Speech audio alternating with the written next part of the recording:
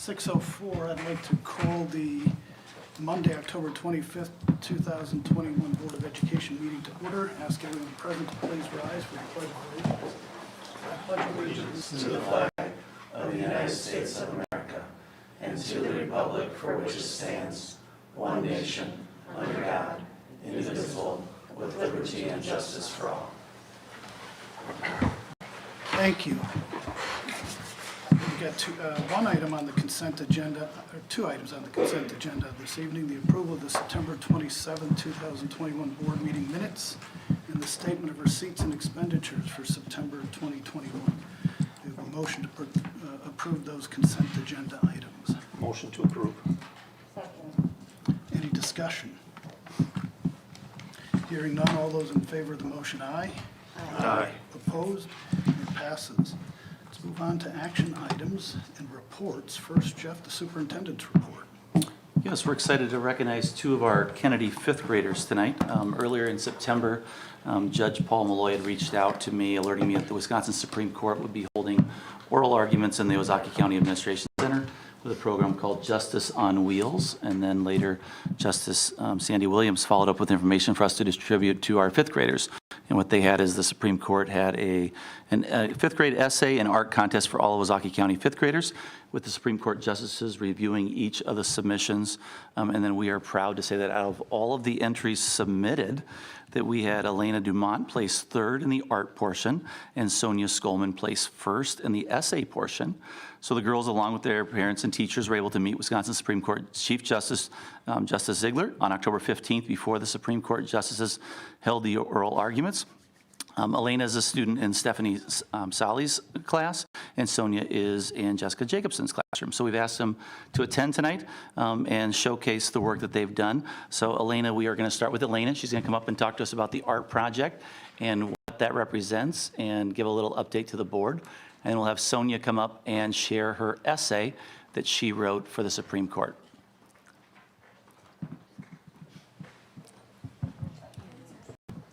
This is a drawing showing the right of free public education for a child. It starts off with having to go to school. Then from school you'd learn knowledge, skill, and social. And what those things allow you to get is a job, as a couple of these. What does it say at the bottom? Future job? Hospital, teacher, business, electrician, and restaurant. Excellent.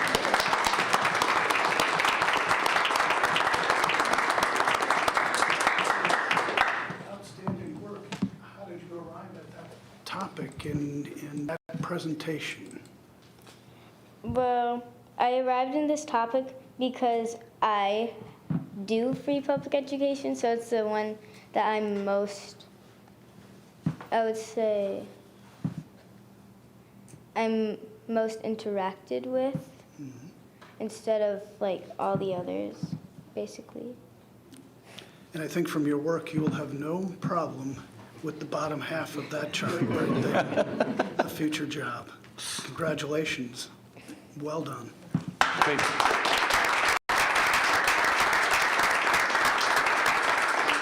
So thank you, Elena. So Sonia, why don't you come up and read us your essay, and then we'll have the two of you come back up in just a second.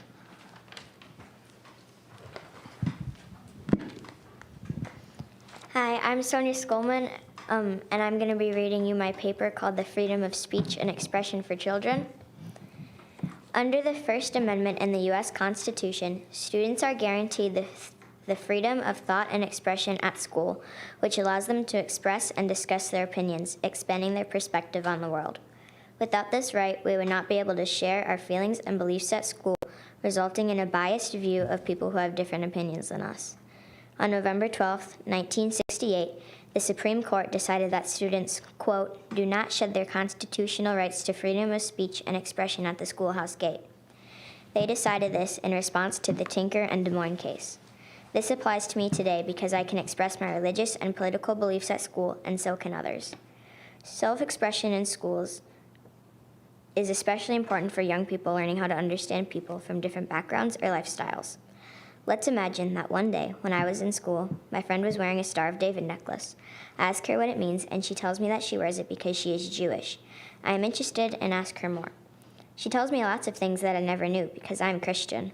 If my friends and I weren't able to express our beliefs at school, I would have never asked her about it and learned more about someone else's religion. The freedoms given to students in the First Amendment give every child the right to express their beliefs, which leads to productive conversations in classrooms and playgrounds across the country. This is just one example of how the First Amendment benefits students. Every day, dozens of conversations just like this take place and let more children learn about other cultures, all thanks to the First Amendment and the right it gives us.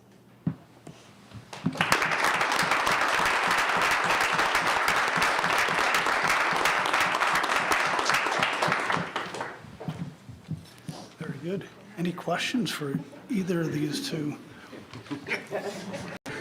winners? How did you pick that topic? So first I started off with picking one of the three options that I could do, and then I Googled what rights we have, and this is one of the first options that popped up, and I figured that that would just be a pretty good one to do at these times. The Tinker case is still used in a lot of our decisions, so that's a really good example that you gave. Excellent work. Yeah. Congratulations, and thank you for sharing that with us. So girls, it looks like you brought something along with you. Why don't you both come up to the mic and show us what else you brought along with you? So the board can see, it looks like you got a special plaque there. So what does it say? You want to read one of them? So for One of you? Come up to the mic so they can hear you, please. Thank you. So for the plaque, it says like your name, your school, and then like what place you got. And then it also has the names of all of the justices and the day that you received the plaque. That is awesome. Congratulations.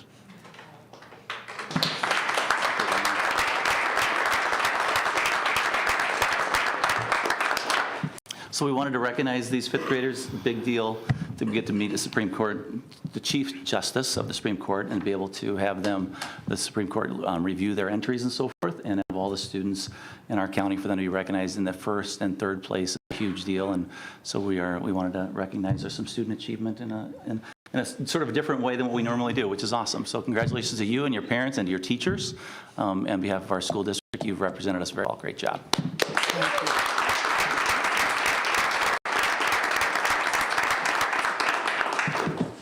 And I've told them that they are free to go, so hopefully the board's okay with that, that they've come and made their appearance this week. Greatly appreciate parents for getting them here. So also we want to congratulate some other students. Congratulations to GHS junior Ty Brennan, who has been selected to participate in the National Association for Music Education 2021 All-National Honor Mixed Choir. This is the second consecutive year that Ty has earned this honor, so great accomplishment for Ty. And then continuing our music area, we have congratulations to GHS students Ty Brennan, Gio Fuentes, and Colton Nash, who have been selected to participate in the Wisconsin School Music Association State Honors Mixed Choir. So the choir is performing next week at the State Music Convention in Madison. So congratulations to those students. That'll be a great experience for them. And also the district is celebrating Red Ribbon Week this week. And Red Ribbon Week, as a reminder, is an alcohol, tobacco, and other drug and violence prevention awareness campaign. Occurs across the nation. It started in 1988 and is the oldest and largest prevention program in the nation. So at the high school, students will be playing Kahoot during lunch, completing Red Ribbon Week activities in their homerooms, and watching a video on natural highs. The video is being produced by students in the digital video class. At John Long, students will hear Red Ribbon Week facts and the daily announcement. Engage in activities during SOAR, and we'll watch videos on natural highs from the perspective of famous people and athletes. And at the elementary level, we'll be focusing on making healthy choices for both mind and body, with each day focusing on healthy nutrition, the benefits of physical activity, appreciation for others, and mindfulness and relaxation. And then as you drove in over the weekend, and then tonight, you saw that the Grafton Lions Club has continued their annual tradition of partnering with our Leos. So the Leos Club has a car that's out there as a crash site, just reminding students to make proper choices. Don't drive when you're drinking, don't text and drive, all those things that impact all of us at all of our levels, making good choices. So we appreciate the Lions partnering with us again in that way. And before we get to our school year plan update, Charity James is here to represent the Grafton Educational Foundation, and she's going to give us an update And you can raise the mic if you'd like, Yeah, Charity. I'm not this short. I'm short, but okay. Don't drop the mic, but you can raise Okay, I'm gonna try. We'll be buying a new mic, right? I'm just kidding. Thank you. Okay, so I think the two big things were the picnic tables that came in that were a little back ordered, like lots of things. And then the Fab Lab furniture. And then I also just wanted to remind everybody about the Seeds of Harvest campaign that is going on right now.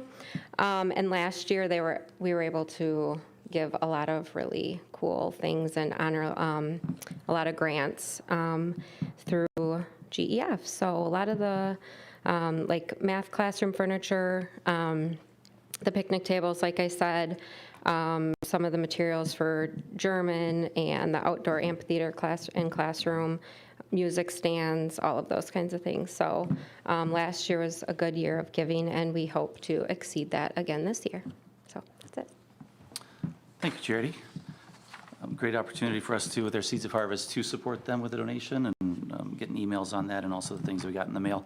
And then my final thing is our 21-22 school year plan update.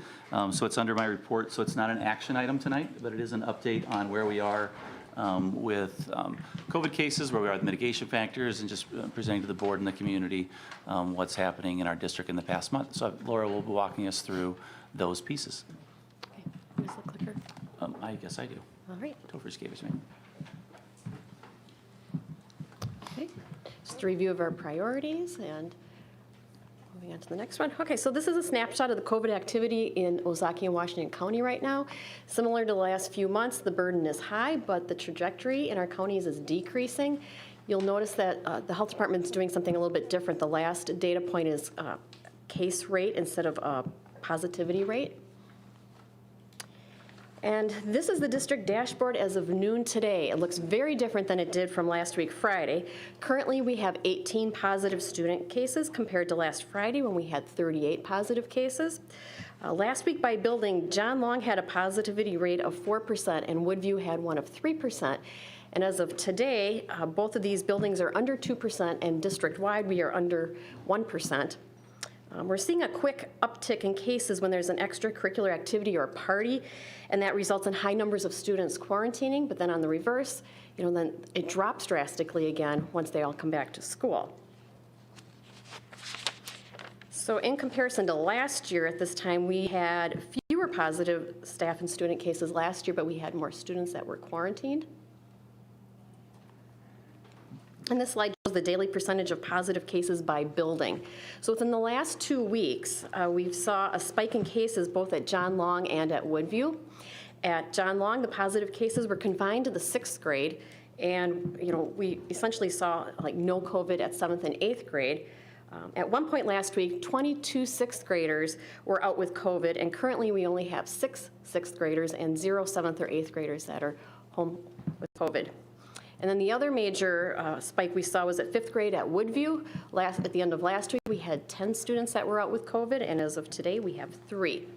So we are seeing that extracurricular events and sleepovers and parties were kind of a common experience that many of those students who tested positive in both 5th and 6th grade. And just as a reminder, when we get to the 15% mitigation level, we are shifting to virtual learning, and then extracurricular activities in our buildings are canceled for the students in those affected classrooms. So at 6th grade at John Long, they went virtual on October 20th, and their anticipated return to school date will be November 3rd. Currently, they are at 4.6% positive. One of the 5th grade Woodview classes went virtual on October 16th. Their anticipated return to school date is October 27th, and they're currently at 4%. The other 5th grade class at Woodview went virtual on October 20th, and their anticipated return to school date is November 1st, and they're currently at 8%. And then we have a 2nd grade class that went virtual October 21st, and their anticipated return to school date is November 3rd, and they are currently at 17.6%.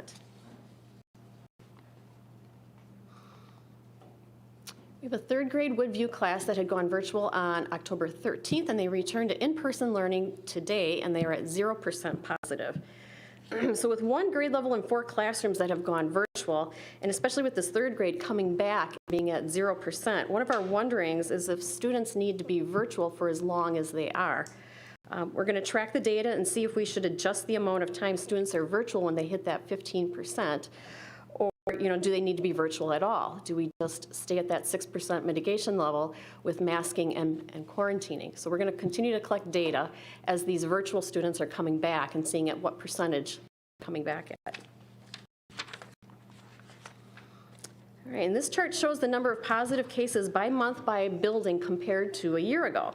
At the high school, both last year and this year started with really high numbers in September, and then it dramatically dropped off in October, even after homecoming. At the start of this year, there was an extracurricular activity that COVID-positive students had in common. At John Long, we saw that sharp spike in numbers in October, but they were confined to 6th grade. Kennedy and Woodview had similar number of cases in September compared to last year, and Kennedy had the same number of cases last year in October as this year. It was at Woodview that we had that spike in 5th grade, and then to a lesser degree in 2nd and 3rd grade. And lastly, late this summer, the Department of Health Services had set up a free K-12 testing program and had matched school districts with clinics. And at that time, tests were easily obtainable, but we've been hearing that it's getting to be a little bit more difficult for families to find tests. So between that and the increase of positive cases, and now we're heading into cold and flu season, we thought that this would be a good thing to start. So we're working on getting this set up. It would help test kids that and get them out of our schools or staff that are positive. But like I said, when we head into cold and flu season, we might have some negative tests, and so those kids could come back to school even more quickly. So this will be run through a DHS-appointed provider, Accelerated Clinical Laboratories. They would provide their own staff. We just need to have a location for them. And then we could test any symptomatic student with parent consent or staff or teacher, or any asymptomatic student, teacher, or staff who might have been a close contact with someone diagnosed with COVID-19. So we are in the works of getting this set up. Hopefully, a couple of weeks, we'll have this running, and then there will be more information shared with everyone. What type of test is it that they're offering?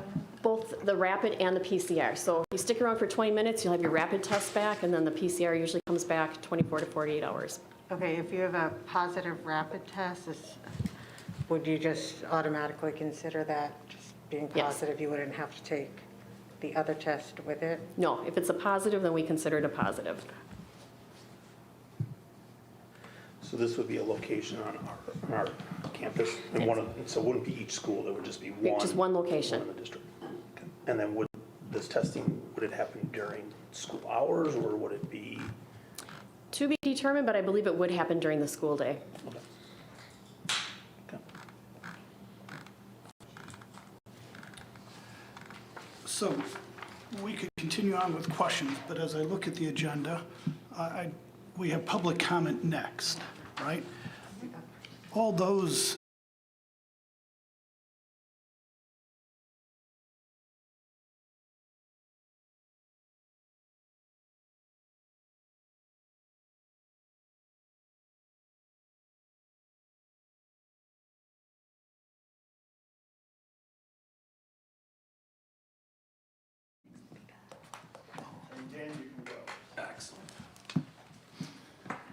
before you do that, just one thing, public comment, if you could please your name, address.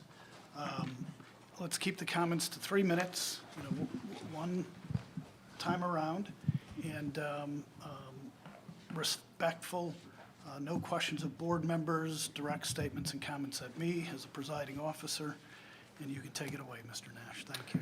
Dan Nash, 1620 North Pine Street. First of all, John Long Forensics is in good hands coming up right here. That was fantastic. So thanks for giving those kids that opportunity. And thanks for giving our kids the opportunity. And like I said, you stole half my thunder here tonight. Thanks for the allocates, very, very much. Well-deserved for this Wednesday and Thursday.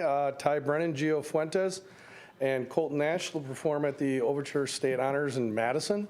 And congrats to Ty for making it for the second year in a row to the All-National in January. He will be performing. Also, please remember, come November 12th and 14th, everyone, the world-famous John Long musical starring The Little Mermaid this year, so I expect everyone to be there and support those young ones because they're coming up here, and we need to fill that parade on November 27th. Everybody's going to the parade, correct? So we'll be able to see the marching band, and then I will bring it up when I come here in November, but we have some very exciting things coming in December. We have the winter concerts coming, which everyone loves their Christmas songs. But this year's play at the high school is once again a Mr. Atkins original. So if you didn't see the last one, I'm telling you, if you want to see things for the first time, that's the time to come and see it. Chili Day, that is why I'm here. I am Dan Nash. I am the president of the Grafton Musical and Theater Boosters. So I ask you all to go on our Facebook page, GMTB, and check that out. If you're interested in some really good chili, go ahead and help our cause. That goes back to giving to the schools anything that we could do to help out the music program. And we're in the process right now. If I can find someone to come and give our gifts to the elementary schools this week, we shall do that. And then last and least, I did not get to do this last time. Our next meeting will be this coming Wednesday, November 3rd, at the back of the auditorium.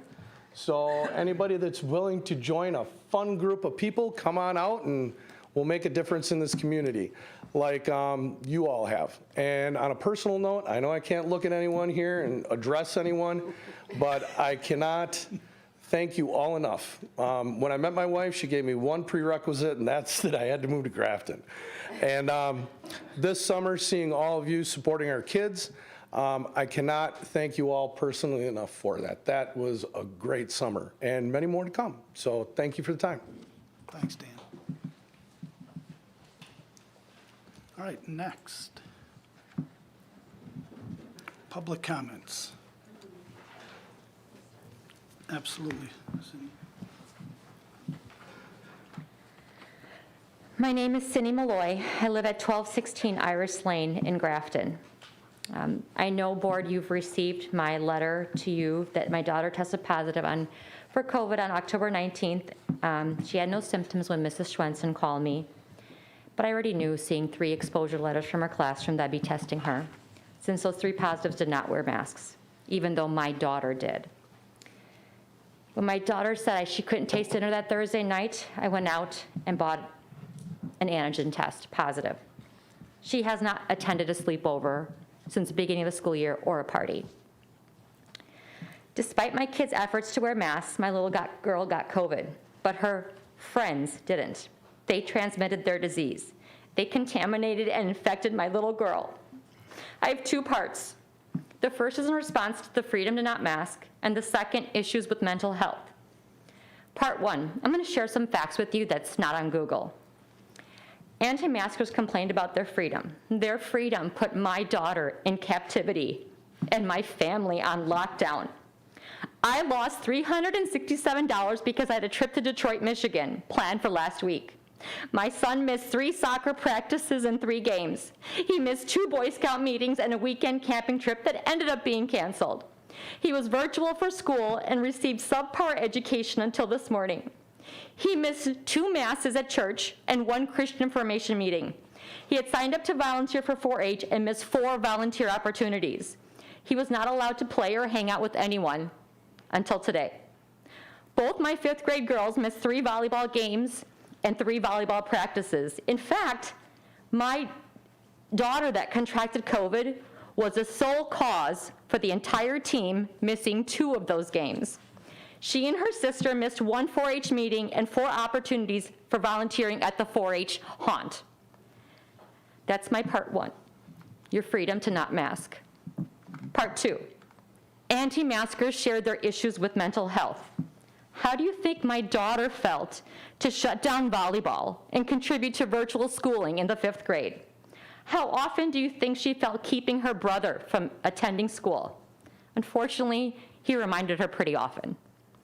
We lost 11 meals with her, 20 opportunities to eat breakfast and dinner together, 5 opportunities for lunch, and 2 dinners with her grandparents, 11 days of missed hugs, 11 days of missed kisses, 11 days of missed cuddling, 2 movie nights, multiple family Foursquare games, a family birthday party, and 2 family game nights.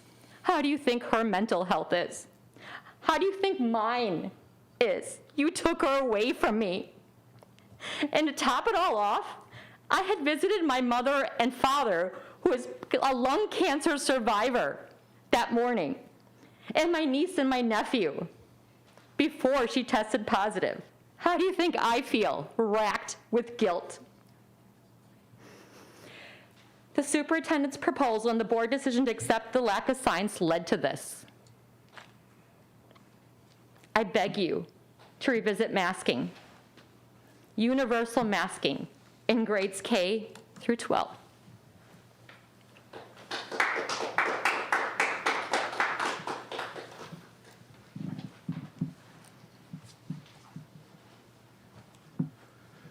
Hello, my name is Kevin Steiner. I live at 1103 7th Avenue in Grafton, Wisconsin. I'm a single parent of 2 daughters in the district, and I'm speaking related to your ineffective COVID policies. I wrote every one of you this past week using your own data and community data to show that you are allowing cases to spread within the school, both within school and school district extracurricular activities. What we are seeing is that school transmissions are 3 times what we see in the local community. You cannot say that is community-related spread. We are seeing in the schools cases from September, before you change your policies on masking and other mitigation measures, grew 60% in October. We see a 17% decline in the community. You cannot tell us that this is community-related. It is school district-related. After masks were made optional, we saw spikes in cases per the data that I sent you. Then we had some mitigation measures that kicked in. We saw cases decline. Then those mitigation measures come off and we see spikes in cases. This yo-yo inconsistent approach does not work. And our kids' physical and mental health pay the price for your inaction. You sided with parents who complained about the mental health impact of their kids having to wear a mask. I want to give you a counterpoint. This past week, I was picking up my kids and their friend from school, and you could see the shell shock on their face, and I asked, what happened? And they said, there was a student sitting next to me for half the day. They were coughing on me. They were pulled out of school for possible COVID. I said, well, are they wearing a mask? Of course not. When you're talking about the mental health of our students wearing a mask, how can you prioritize their inconvenience with the literal trauma you can see on our kids' faces of being exposed in that because of your decisions? It's clear when masking, testing, cohorting, quarantines, minimizing extracurriculars, et cetera, are mandatory, we see cases fall to minimal levels. We are maybe 2 months away from getting most of our students who want to be vaccinated. What is going on? When you relax those measures, school cases spike out of control, and that's exactly what we're seeing. Again, it is not community related based on your own data. It is school and school extracurricular related. Please, I implore you to reinstitute reasonable mitigation measures in our schools. The past 2 weeks alone, each week had more positive cases in the school than we saw all of September and October of last year, based on your data. We did not see this in the broader community. It is not community related, it is school related. And again, I implore you, please do something and take this seriously. Thank you.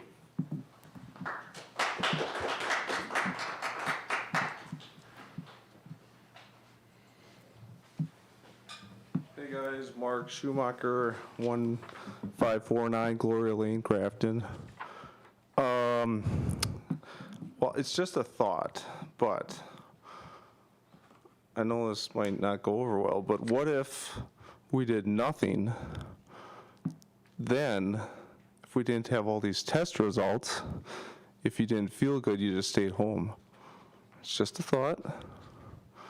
I know it might not be popular, but it seems like there's a lot of worry over case numbers and results of tests, and just a thought that maybe if some of the kids who aren't really that sick but might test positive, I don't know, maybe it's just not as big a deal to me, I guess, but just thought something to consider. And also just wondering if our goal is zero spreading of corona, because I don't think that's possible. I know you guys are trying, but I really don't think that's an achievable goal. So I guess I would say let's not try and do that, because you're not going to stop it, and I really don't think anybody or anything is going to stop it. And I think we should do whatever you want to do to keep yourself safe, and I respect that. Just if you want to move on, I think you got to let people move on. So that's all I got. Thanks.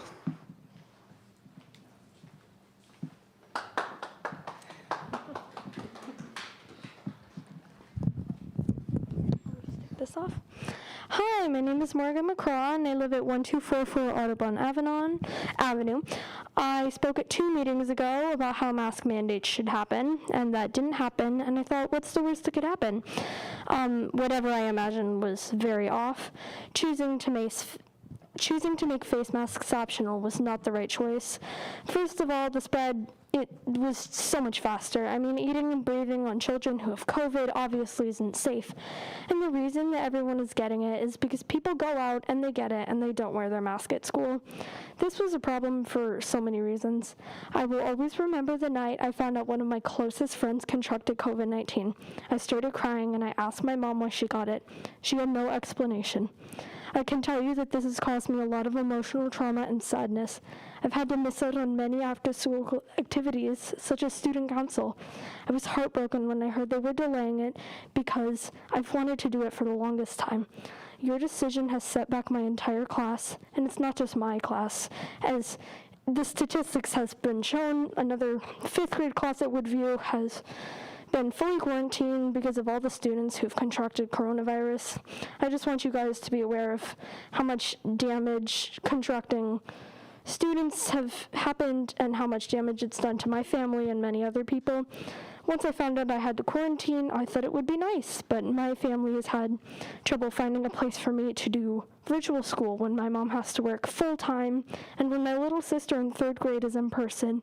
Picking her up, dropping her off, then coming home to a student is a lot of work, and I truly believe this wouldn't have happened if we all had a mask mandate enforced on us. Let's take a rewind to the 2020 school year when masks were mandated, and many, many, many less students contracted COVID, and it was because you guys took amazing safety precautions. So I'm just saying, from a student's perspective, who's still in quarantine? I've had several issues with this, and it's caused mental trauma because too many of my friends, too many of my classmates have got it, and it's because the masks haven't happened. And if your policy was every student every day, you would have chosen the students learning than their parents' demands. Thank you for your time. Good night.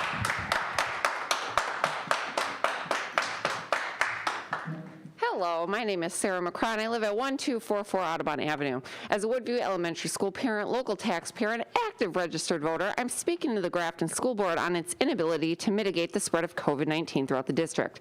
Despite the overwhelming medical facts presented at the August 30th school board meeting that, yes, mask mandates do, in fact, mitigate the risk of spread, the majority of school board members approved a risky optional masking policy on behalf of a large portion of our local population that is not properly vaccinated from this deadly virus. There has been more than enough evidence presented to the board in the past week alone that's been compiled from the very numbers the Grafton School District's itself collects that overwhelmingly proves that the current mask protocol is not working within the district. Furthermore, the year-over-year data clearly indicates that the recent spikes of cases are not community-based, but rather spread within classrooms or school extracurricular activities. Just 4 months ago, I was certainly applauding the work done by the Grafton School District during the entire 2020-21 school year to stay safe and stay open. It's extremely disappointing to see how quickly cases rose within the district the beginning of this school year, and watch the credibility and the leadership built by our school district, the superintendent and staff regarding public health issues be diminished due to the inadequate masking policy put into place back in August. My oldest daughter is a student in Mr. Burgo's 5th grade class, which is one of several classrooms that had to go to virtual recently given the outbreak among students. The sudden change has negatively affected my student, as you just heard, and our family in many ways. I'm blessed to have a flexible work schedule that allows me to properly juggle having a virtual student, but many other families are not in the same boat. They need to split parental duties for the virtual student, ultimately impeding in their job and family incomes, which another parent also brought reference to. We are losing money in our economy because of the virtual quarantining.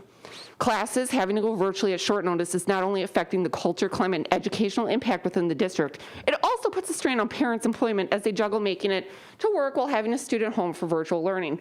Furthermore, when my daughter's class was forced to go virtual, I watched as my child became sad and disappointed that the school activity she had been looking forward to was suddenly delayed due to COVID levels at Woodview. This is a direct example of how the lack of mitigation during the pandemic has negatively impacted not only the livelihood of students' educations, but their mental health as well.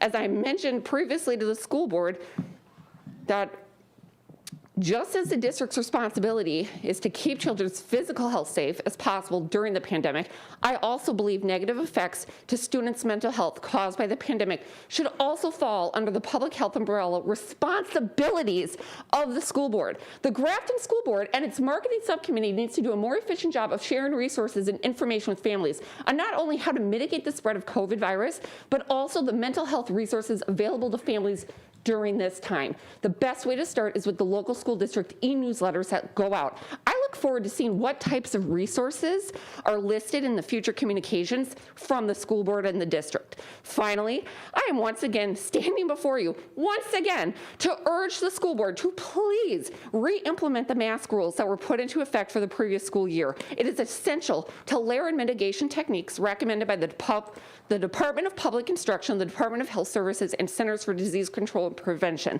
Please make sure proper decisions based on science and clear facts so that the Grafton School District can repair some of the damage it has ensured due to the lax rules it started this school year on. Please. Thank you.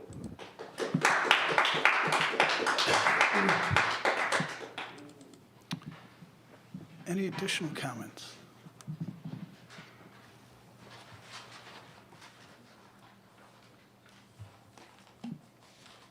Hi, I'm Carrie Mcclung. I live at 1816 Riverbend Road. I'm here once again echoing support for requiring masks. The data from last year versus this year clearly shows that not using masks allows COVID to spread more easily within the district. In previous meetings, there was discussion amongst you, the school board members and superintendent, in which you stated that there was a lack of internal data to show that masking as a mitigation tactic made a difference. Well, now you have that data, and I hope you do something with it, because we're all watching you. If the lack of data around masking was the only thing holding you back, then there should be no hesitation to require masks at this point. If there are reasons that the board and the district are holding out on requiring masks, I sure would like to know what those are. Because at this point, not requiring face coverings it kind of seems grossly negligent. So I'm asking you, the board members, why won't you require masks? What exactly is holding you all back?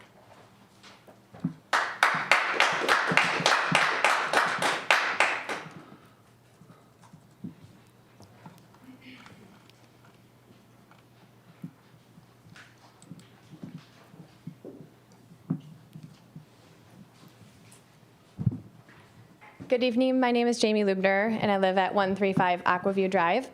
I wanted to come here tonight and just say I commend what you've been doing. It's not an easy task. This year is very different than it was last year. I do support the mitigation measures that you have in place. I think it's important that we are adding levels of mitigation as we see the numbers rise. We're clearly seeing more cases, and I think the trajectory of this virus requires a threshold to anticipate more cases. And if you read on viral transmission, you'll see that information is out there as viruses progress, and it's been there in the history of time. I think the numbers are interesting, but for me, they pose more questions than they pose clear direction. I think it's hard to say what's causing and not causing the transmission based on the differing experiences from one elementary school to the other, or 6th grade to 7th and 8th grade. An argument could be made that 7th and 8th grade can be vaccinated, which I fully agree, but how many are vaccinated? Do we know? I think that when the data is this contradicting, I think it's important to observe and as policymakers to ask really critical questions. I agree, quarantining and virtual learning has big impacts. It has impacts for our kids, it has impacts for our families, it has impacts for our teachers. I think there's an important piece of the virtual learning in the plan that's important to focus on, and that's that middle ground. This year, we're not offering virtual learning until an entire classroom goes virtual. So what happens to those kids when they are quarantined before the entire classroom is home with a virtual teacher? What's their educational experience? I think mitigation measures that are forcing quarantine beyond known incubation periods should be looked at. I feel that the plan currently could cause my son to be quarantined he could be quarantined due to a second case in his classroom 17 days after the first case would occur. And I would say that for him to be quarantined that far out would clearly not be class transmission. I think that's an important thing to talk about. I think right now, making changes is a little premature. There's things I don't love. I don't love how many people are out of school. I wish our cases were lower. But I think when you have these questions, it's just important to pause. Make sure you're collecting the data. I commend what you presented about the questions of what's happening with these kids that are virtual learning right now. What is the transmission when they're sent home? Are they going positive? Because if they're not going positive, are we educating them at the best capacity that we can? So I ask you to just sit on these questions. I ask you to think critically. I ask you to think, what is the impact of the kids that are getting COVID? I don't want my child to have COVID. I don't know what the future is. But I also realize that if my child does contract COVID, but is not extremely and severely ill, is it worth having more than 6% of our district out of school? And I don't know the answer to that right now, but I think it's an important question for us all to be asking. Thank you.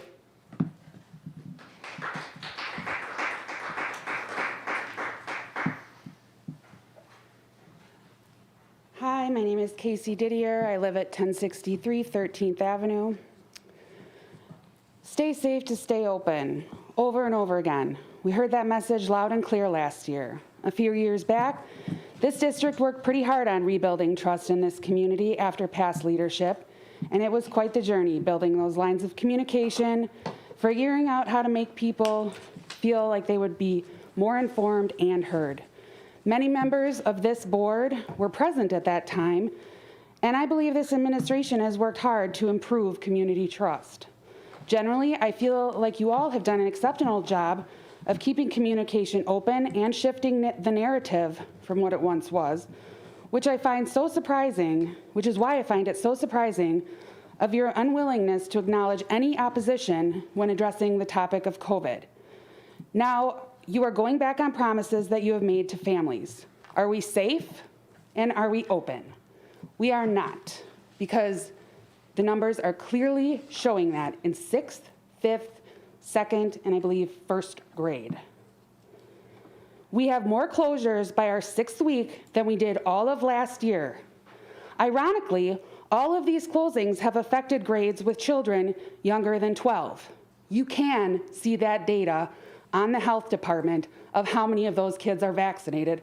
And last time I checked, it was about 52% of Grafton between 12 and 17. So they do have a very high rate of vaccination in this community when it is available. Astonishingly, this huge uptick in cases really started rearing its ugly head just about 2 weeks after the mandates lifted for elementary school. Tell me how masks don't work when we look at these charts side by side. You've seen this. This is also in your own data.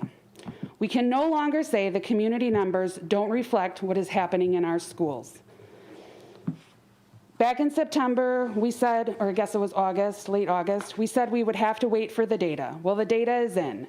And I know some will say, when will it end? It will end when we aren't burying quite so many neighbors and friends. I've been to 2 funerals since that last meeting, 2. One was 46 and one was 54. Neither of them had any knowing underlying conditions. Maybe we could even consider rolling back mask mandates once the kids under 6th grade have an opportunity. I'm not saying I'm unreasonable and unwilling to make negotiations, and I think everybody in this room is willing to do the same. Either way, I hope we are not waiting until we are burying students before action is taken and scientific consensus is followed. Thanks.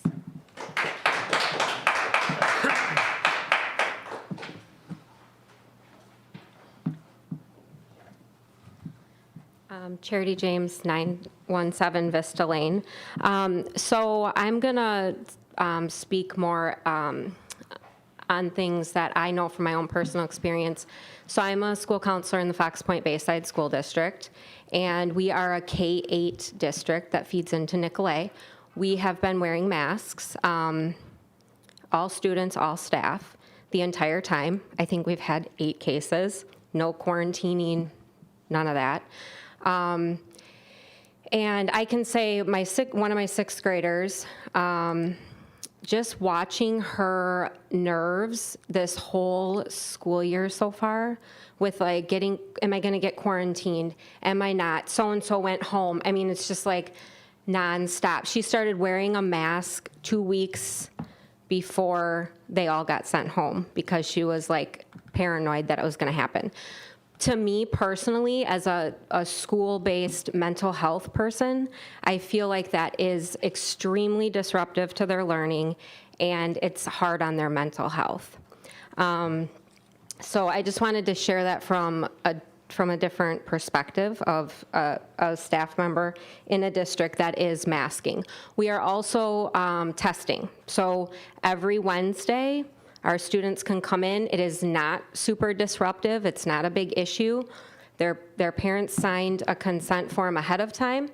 And then you just have to be in the database if you want to get tested, if you feel like you've been in contact with someone or someone in your household is symptomatic or you are. It happens right at the beginning of the school day. It takes like 20 minutes all said and done, and we're good to go. We're a building of 400. That's my building specifically, which is 5'8". So I think that's been really, really helpful, especially for our families that have, more anxiety about COVID, because I feel like they feel some reassurance. They've signed their kids up to be tested every single Wednesday, and it's not a big deal. They come in, they get tested, done. And I think because we are masking, because everybody's masking, there's not a huge concern with the kids that they're going to get sent home, because we haven't had much. So that worry is not necessarily there. I think it was maybe the first couple weeks, but and I think a lot of this does have to do with being vaccinated. So I think even if you consider the grade levels of students, and I think when you are looking at data, looking at how many of our the students here in this district are actually vaccinated, the other important thing I think with the data, I've thought about well, why is Woodview and John Long affected and not Kennedy? And it's kind of well, let's think about siblings. Does Kennedy typically have more kids that have younger siblings? Does Woodview have more students that have older siblings that have had an opportunity to be vaccinated? All of those kinds of things. I think that's really important when you're looking at data, that you're looking at all of those things. The staff. I do feel really bad because I don't know for sure what measures were taken as far as surveying the staff on their comfort level, especially the staff that are working with students who have not been vaccinated yet. So the staff are put in a position where they're going to be exhausted. I mean, I'm in a district where I feel like things are going really, really well and we're all masking, but as you all know, life right now, it's still like, it's like we ran a 5K, somebody said this last year, and we're like thought we were gonna run a marathon right now, but it's not happening in lots of aspects. So I just think that the staff, I think that there's value in asking the staff working in the elementary and the middle how they're feeling about everything that's going on so far, because it is exhausting. And I heard someone bring up the point that like if their child sent home, they're not getting the virtual instruction. Well, that's because their teacher is teaching the humans that are in the classroom. It just doesn't seem fair really to anybody. It's not necessarily fair. None of this is fair. It's not fair to the kids home. It's not fair to the kids at school if everything's being recorded. It's very, very difficult. So from an educator standpoint, I think there's value in asking the staff, especially, again, for those age groups that are not able to be vaccinated. And then I did hear some concerns brought up from just community members about the mental health. And I know for us, we have a student and family assistance program through Aurora Advocate Health. There are several programs out there like this. It doesn't take anything like, it doesn't happen during the school day, but this is a resource for families to use. And I think it's a good investment for something to look for our families. And then I was just gonna say the extracurriculars, I just think we're getting kind of into muddy waters with that. I've heard a lot of families say, well, my child's class is quarantined, my kid doesn't have any symptoms, I got them tested, they're gonna have basketball practice or whatever the case may be, which it's not really a school activity, it's an extracurricular that they pay a building use for. So then you have families that are going to bring that up. So I just want to throw all this out there. I know that was a lot, but it's just some things to think about from a different perspective, from an educator, from a different district, from all of those things. So thank you.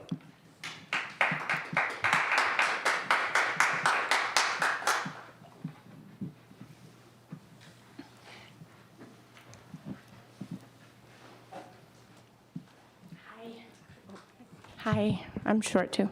Hi, my name is Connie Shumacher. I live at 1549 Gloria Lane in Grafton. I was not prepared to speak, so if I ramble, I'm sorry, but I'll try to keep it short. I just want to say that I do support the mitigation and the policy that is in place as it is. I mean, I guess I agree that, you know, it has some ups and downs, but overall as a whole, I really appreciate the targeted approach. I have kids in both John Long and Woodview, so we've been affected by all of the recent COVID cases. I have one kid who is home right now, and I think that is a lot better than 4 for me. Actually, it's much more manageable. And also for my kids, I feel like the targeted approach really does kind of help them know what's coming and know what to expect.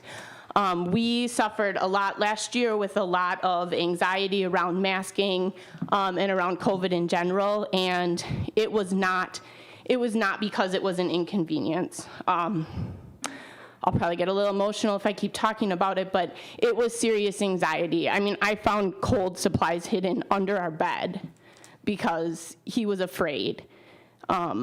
And that's serious, like those are serious. And I understand that that doesn't go away now that we're not wearing masks, but this helps.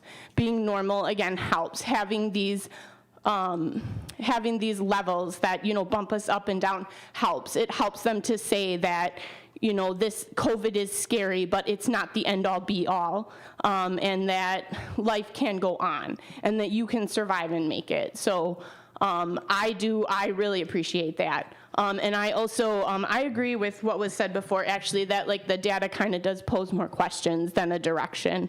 And we knew the Delta variant was here. We knew that COVID wasn't going away. We knew that there would be ups and downs.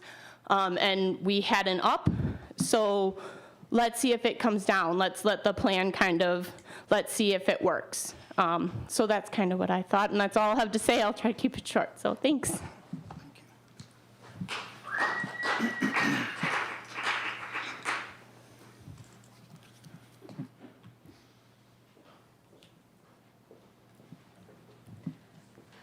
Good evening. Heather Braum, 1947 Valley Court in Grafton.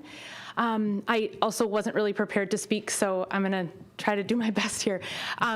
First of all, I commend everybody here and the work that everyone's been doing. I fully support what's currently going on. I think we see that although it might not all be working, I think, as some of the other ladies had said, I think it's good to sort of take a wait and see approach, and now that we're gathering this data and the numbers are kind of all over the place, but we've been put some mitigation measures in place that I do believe are working and that I support. I do just have one question.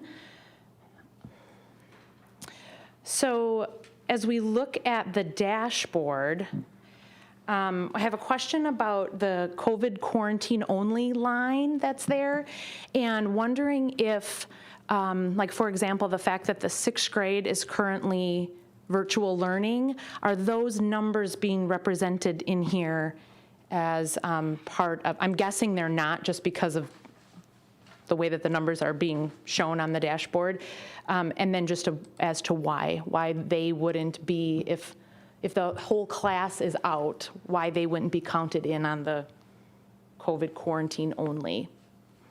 So that's my question. So thank you again. The additional comments this evening.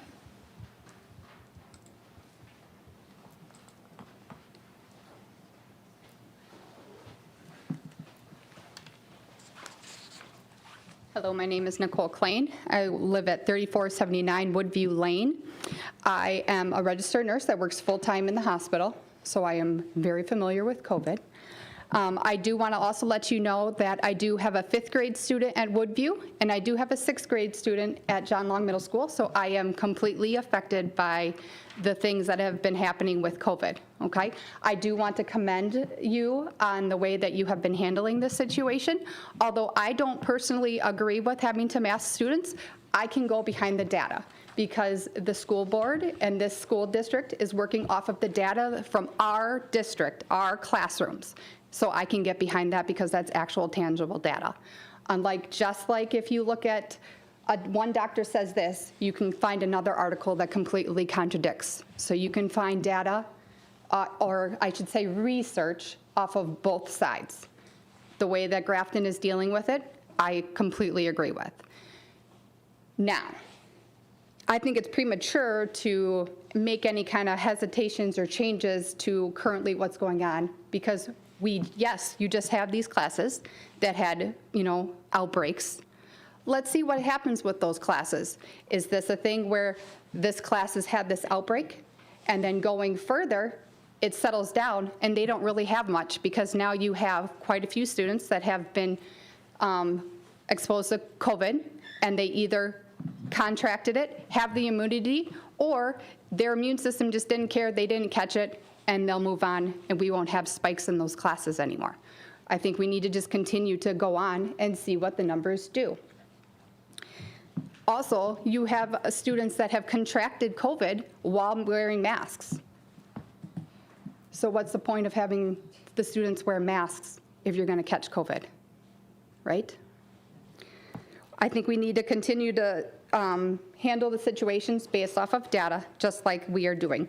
Keep watching, see what the numbers do, see if it continues, if these classes come back and they continue to rise in the 6th grade, the 5th grade, I don't know, whatever you said, 2nd grade, 3rd grade, then we can see that clearly it's just every time these students come back, the masks come off, these same classes that we can now use as examples, the numbers continue to rise.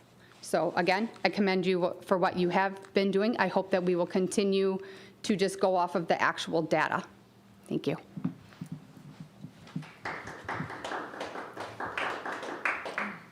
Any final comments this evening? All All right, seeing none, I will just note that I did receive 21 emails from 16 families, all of which either went directly to the board or have been forwarded to the board in one email from a family regarding another matter. So the 21 were regarding COVID.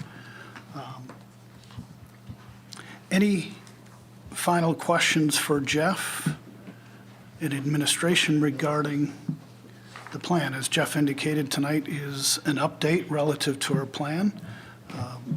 Tonight wasn't meant for any action. Questions, of course, are always welcome, and thoughts as well before we move on.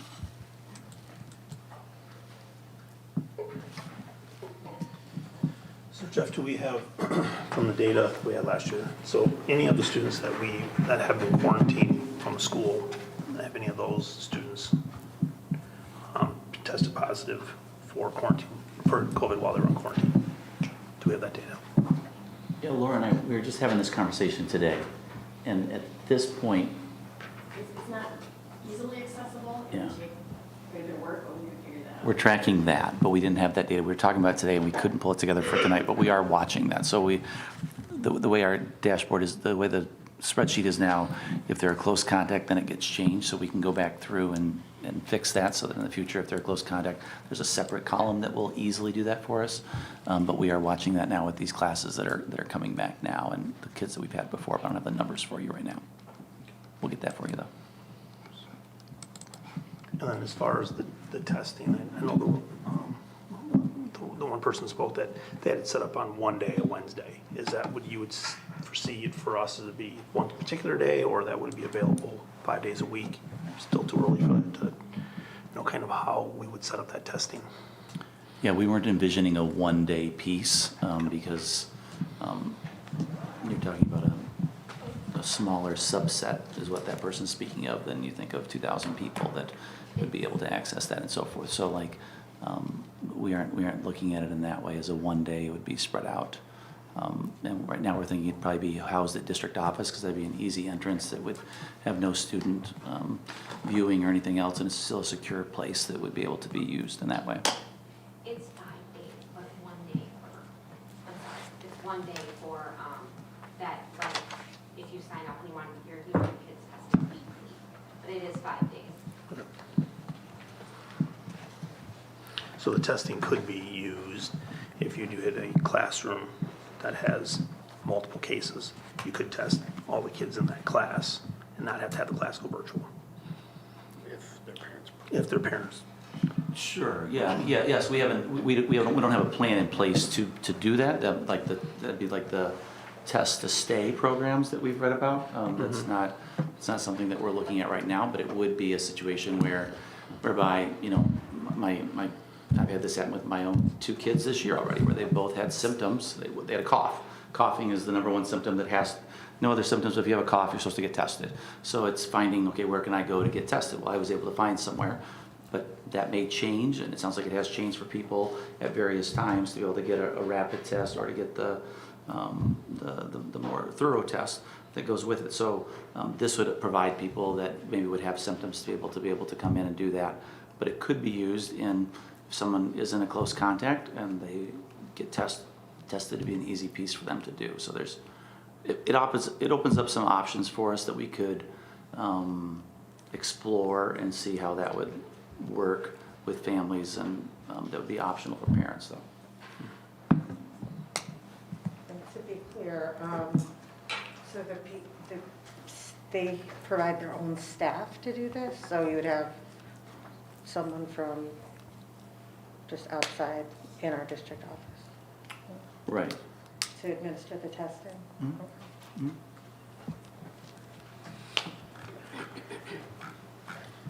Other questions, thoughts on the update? If you had a timeline of when you think that this could be available, do you know what that would be?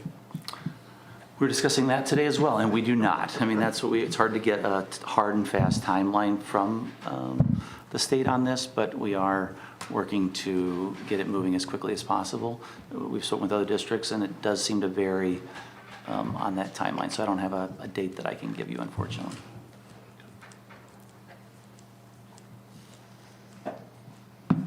Okay, my own sense and why this is on an update right now as opposed to being presented to you this evening for action is the administrative recommendation that the plan as prescribed is working, and that we should stay the course and continue to understand the data.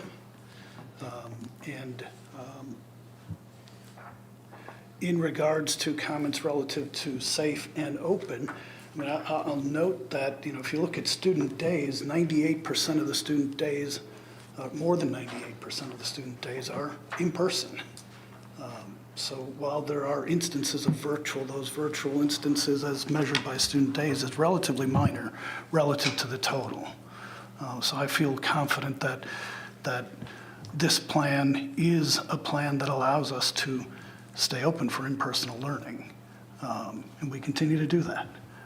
And I think we will continue to have an update. Should conditions warrant, then it could be moved, this agenda item could be moved from an update to a discussion. And by and large, I will take the cues from administration in terms of what they are seeing on the ground as they administer the plan that we approved at last month's meeting.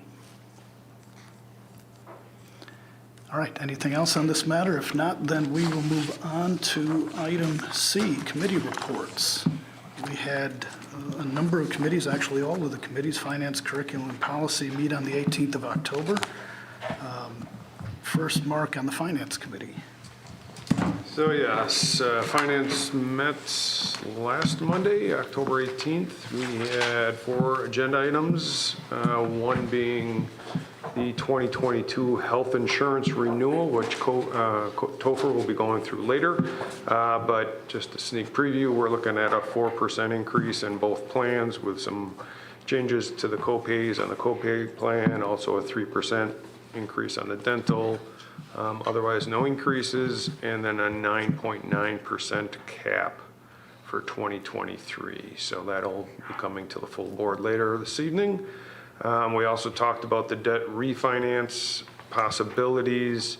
Unfortunately, DPI was not very helpful in the most favorable method that we could have used to refinance debt and also have a very favorable impact on our aid.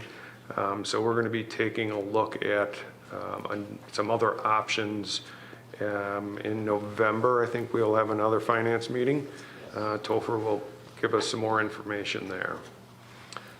We also looked at enrollment projections and administration's evaluating different options as we see an increase at the kindergarten level in terms of enrollment, and so they are looking at that. Lastly, we had the final 2021-2022 budget and tax levy, and we reviewed that, and that is also on the agenda for this evening. Any questions for Mark? All right, then Carrie, the Curriculum Committee. Curriculum Committee met with two items. We went over the elementary library curriculum scope and sequence, in particular going through what main topics were covered K through 5th grade, how often library meets, and in particular over cyber safety, security, teaching the kids about internet safety and personal safety. And then we also went over the Grafton High School ACT and advanced placement data, which is item K tonight for a recap, but we went over it pretty much in detail and understanding our placement, how many kids are passing tests, and how our ACT is trending. Any questions for Carrie on the Curriculum Committee? And last but not least, Steve, the Policy Committee. Yes, policy also met on Monday, October 18th. Handful of agenda items. First, on agenda item M, tonight we have 2 new policies that we'll be doing first readings only. Policy 5500.01, conduct in virtual classroom, and policy 6152.01, waiver of school fees and fines. We also had 53 policies that we did for content revision. We'll be looking for approval tonight. That is agenda item N. Of those 53, 15 of them were non-discrimination and anti-harassment. Third, which is item O for tonight, we had 4 policies that we'll be looking to delete, and those are listed on the second page. And lastly, item P on the agenda for tonight, there were 35 updates for technical corrections that Superintendent Nelson went through and approved. And those will be looking for approval tonight as well. Thank you, Steve. Any questions for Steve? All right. Thank you for the updates. On to item D, personnel report. Yes, we would ask for board approval for Lisa Didier, a special education teacher at John Long Middle School. And then informational only, we have Jami Pauley as a special education aide at Woodview Elementary School, and a resignation of Ann Lorgy, a kindergarten aide at Kennedy Elementary School. Okay, we'll take the new That's hire. informational only. You do not have to vote on that. We'll take the new hire. We get a recommendation for hiring Lisa Didier for a special education teacher at John Long Middle School. Is there a motion to approve that recommendation? Any discussion? Hearing none, all those in favor of the motion, aye? Aye. Opposed? And it passes. As it relates to Ann's resignation, she has been promoted to grandmother. That was a personnel issue I was not able to discuss, but you are able to say that. She is welcoming the opportunity to watch our youngest grandchild, but to continue in that education vein. And she won't stay far away from the classroom if opportunities arise. We are grateful for that. She's been a great employee. We'll miss her. Thanks, Jeff. Okay, item E, 2022 employee benefits renewal. All right, so yes, as Mark mentioned, this was the employee benefit renewal was brought forward to the Finance Committee last Monday. A recommendation is being brought to the board to renew our health insurance and some other insurances as well. We are looking at a 4.5% premium increase for our HSA plan, and that is the plan that determines the premium contribution that the district makes. There are no plan design changes to that HSA plan. In addition, there is a 4.54% increase in the premium for the copay plan. That plan does have some design plan changes as outlined here. So the maximum, there's no change to the deductible. There is a maximum out-of-pocket increase of $250 for the single plan, $500 for family, and there are some copay increases, as Dan Mongroven from Horton mentioned, bring the plan more in line with what we see in the market, which would be increasing the emergency room copay, urgent care copay, the primary care copay, as well as copays for prescription drugs as outlined there. Looking at the impact on how much employees would pay additionally under this plan, looking at what that monthly increase for our employees would be. On the HSA family plan or the high deductible health plan, that would be $7 a month increase for the employee, $3 if they have the high deductible single plan. If you're on the PPO family plan, that would be $25 additional per month, and the PPO single would be an additional $11 per month, with no change to the cash benefit if you waive health benefits. In addition to the health, we had a 3% premium increase for our dental plan. For life and long-term disability, which is 100% paid by the district, we have no premium increase. For the short-term disability and the vision insurance, which the district does not pay, there's no cost to the district on. That's a voluntary insurance that employees can sign up for. No premium increase for those two insurances. Are there any questions before we take a look at the recommendation?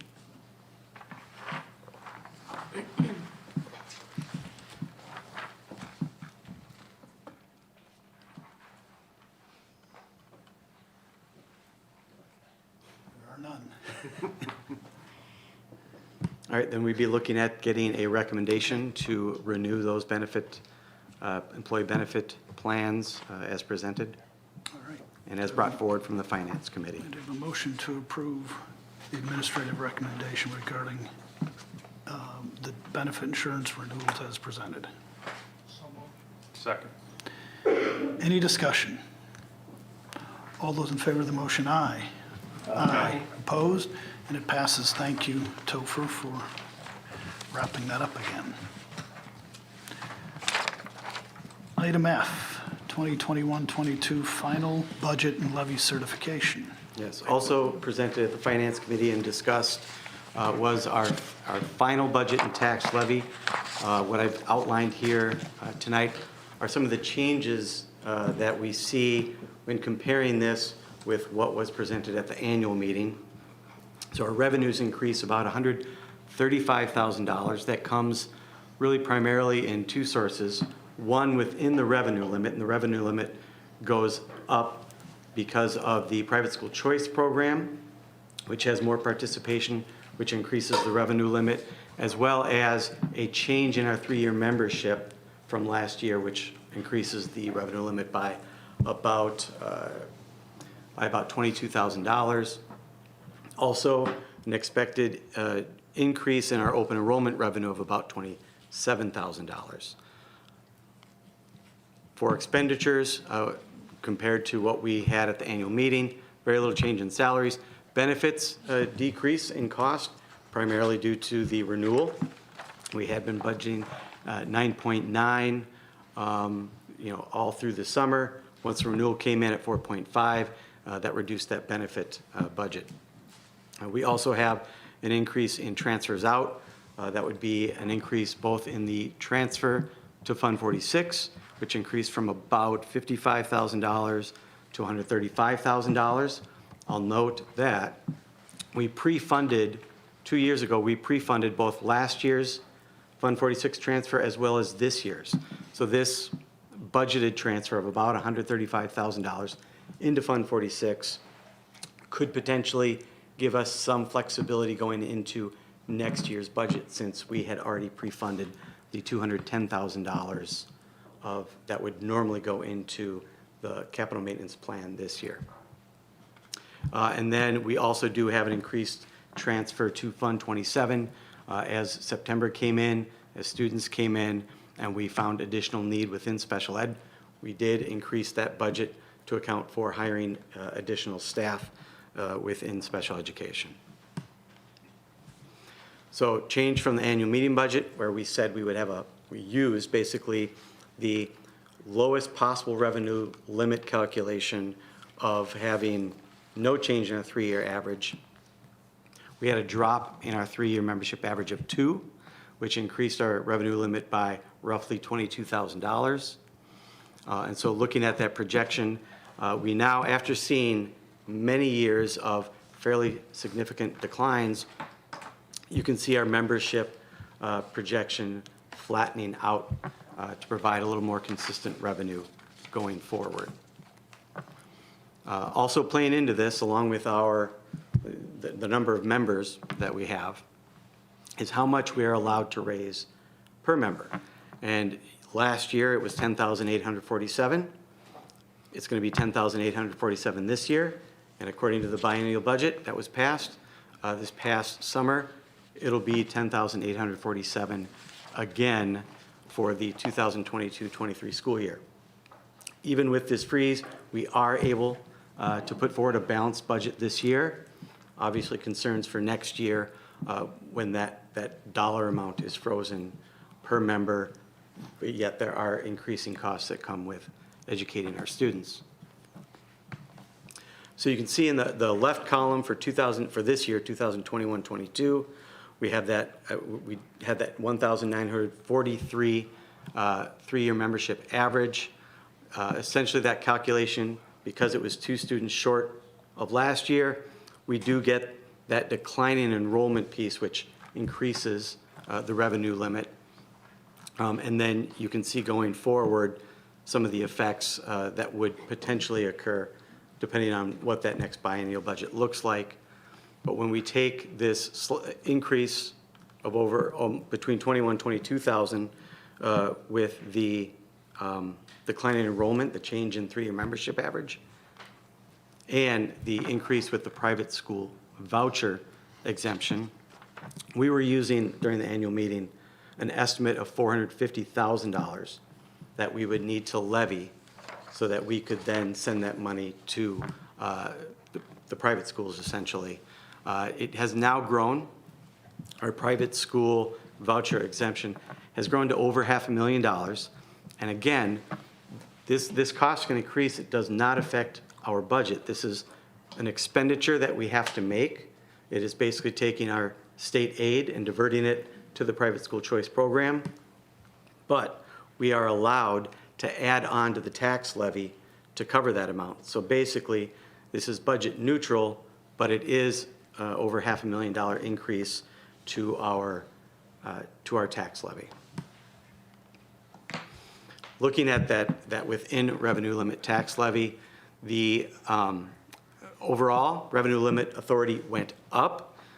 Now, we did have a decrease in the computer and property aid that we are expecting, but our equalization aid increased significantly, leading to almost no change to our within limit levy authority. Within that revenue limit, we had no change with our Fund 38 or 41 levy from the annual meeting, so that slight change really affects that Fund 10 levy. In addition to the levy within the revenue limit, which again increased by almost $6,000, we decreased that Fund 39 levy to balance that out so that we can continue to have a flat all-fund tax levy. So this would be the third year in a row of having a levy of $18,774,000. When we take that levy and apply it against the equalized value in the district of $2,022,000,000, which is roughly a 3% increase from last year, we do have a 31-cent drop in our mill rate from last year to $9.28. That's almost a $2 decrease over the past 4 years. This would mean for every $100,000 of equalized property value in the district, that would be a decrease in $31 on the school portion of the property tax bill. Any questions? Over, do you recall maybe the last time we were close to a 928 mill rate? Did you? At the annual meeting, I believe it was $9.31. But historically, do you know when we were? 2008. 2008 was the last time we were lower.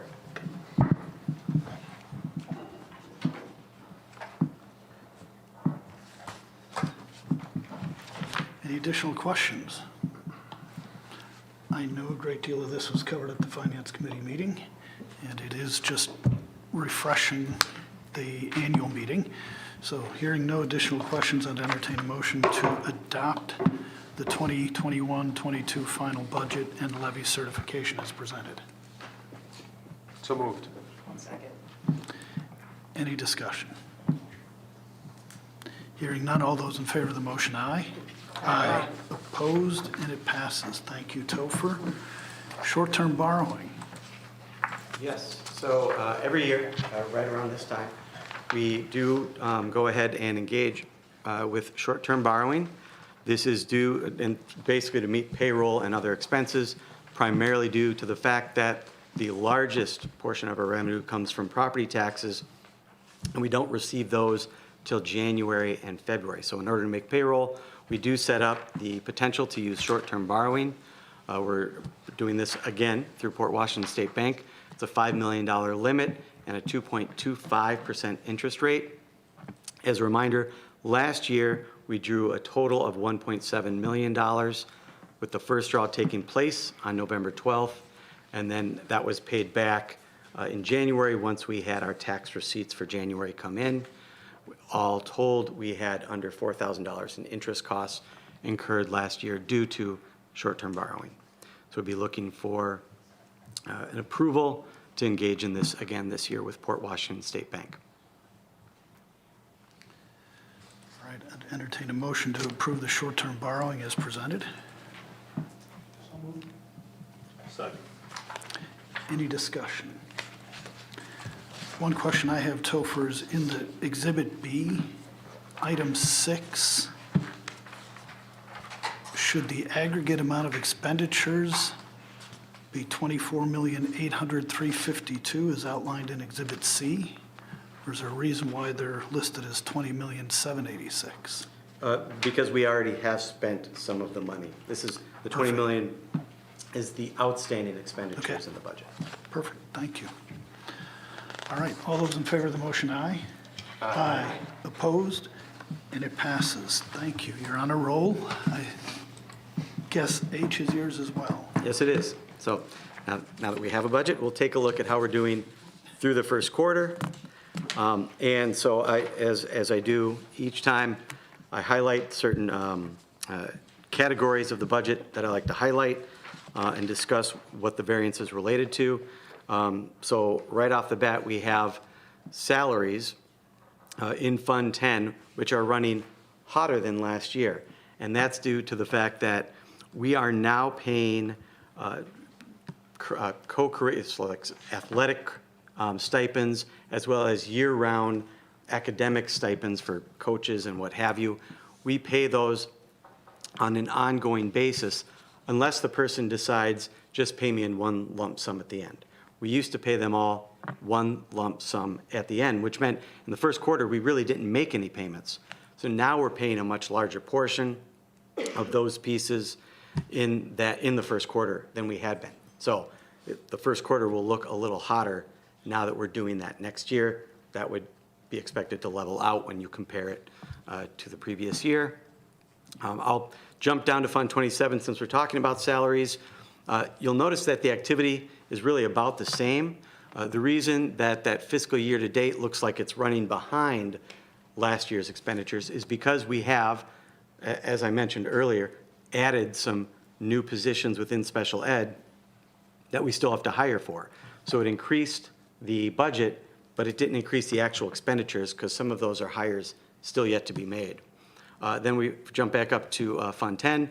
We do have within the non-capital objects budget some textbook and tech supplies that were being purchased earlier this year than last year, which is why it looks like it's running hot relative to last year. Capital objects, again, that's just the timing of when those purchases take place. And they took place earlier. We had some purchases take place earlier last year. We do have a new insurance carrier, as you may recall, and the way they structure their payments throughout the year, those are structured to take place more at the beginning of the year than throughout necessarily.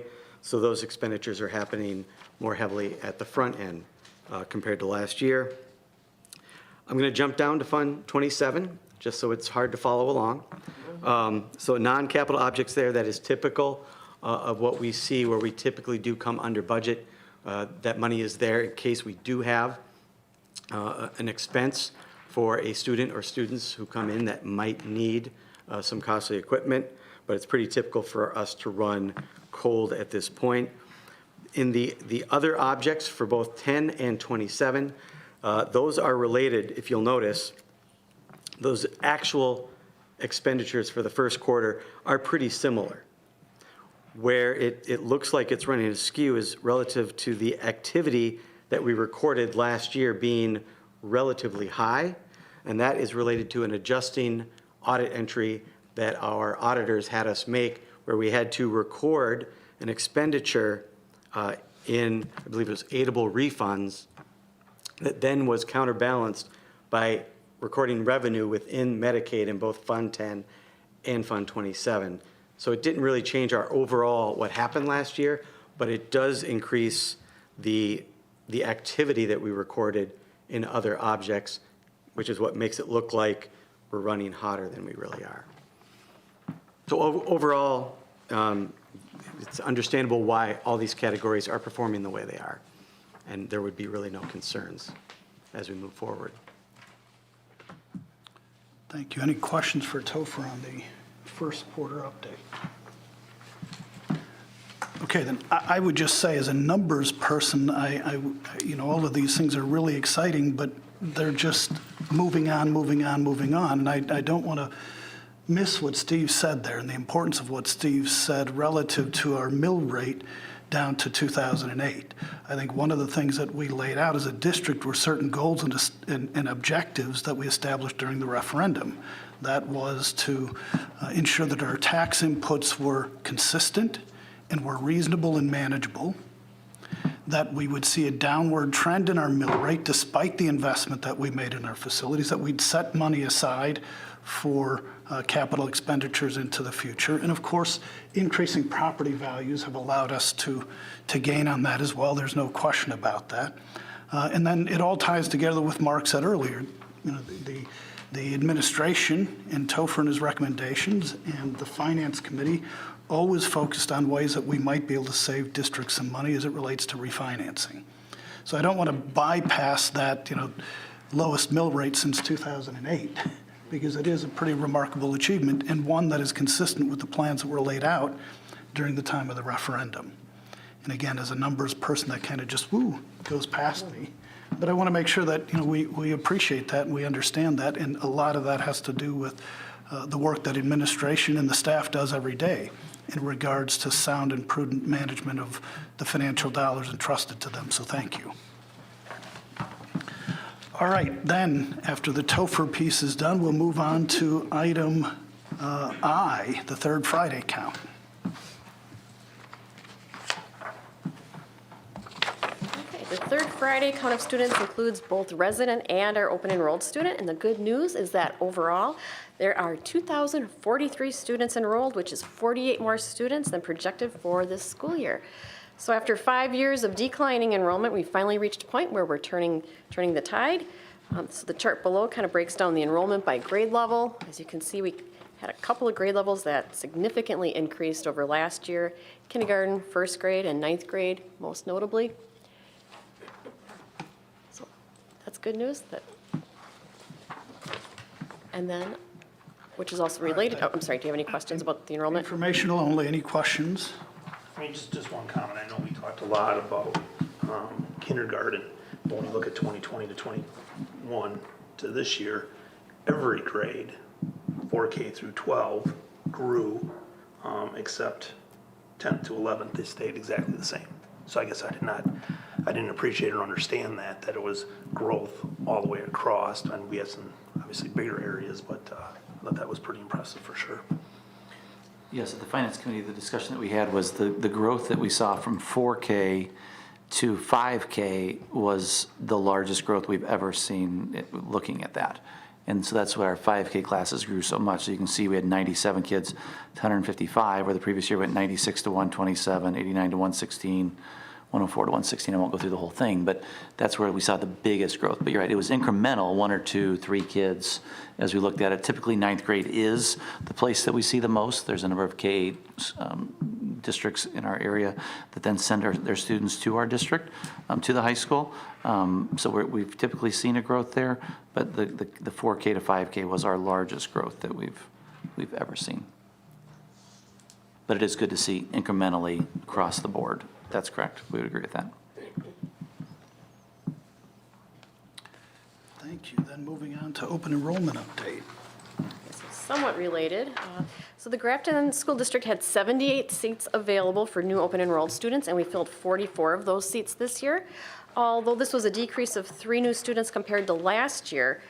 Last year we saw a really large increase of new open enrolled students from the previous year. And of those 47 new students that joined our district last year, 1 student moved into the district, 4 graduated, and 36 of them remained with us. So we're keeping a vast majority of those new open enrolled in students. A total of 39 new students open enrolled out of the district for the 2021-22 school year.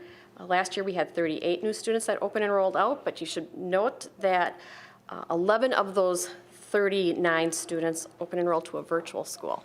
So they weren't necessarily to other brick and mortar schools.